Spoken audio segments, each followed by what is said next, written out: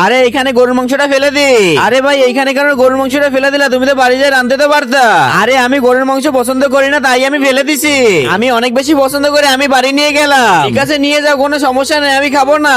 ভালো হয়েছে আজকে আমি এই গরুর মাংসটা ফ্রিতে পেয়ে গেছি। এখন আমি এই গরুর মাংসটা ভালো করে পরিষ্কার করে নিয়ে তারপর বাড়ি নিয়ে যাব।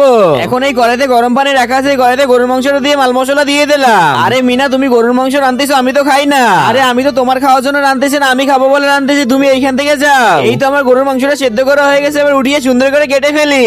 আরে এই দেখো, তোমার রাঁধতে কষ্ট হচ্ছে বলে আমি ওভেন নিয়ে এসেছি, এখন থেকে তুমি ওভেনে রান্নবা। তার আগে তোমার কাছে যদি এই ছবিটা সুন্দর মনে হয় থাকে, এটা লাইক আর সাবস্ক্রাইব করে যাবা। এখন থেকে তুমি অনেক তাড়াতাড়ি রাঁধতে পারবা।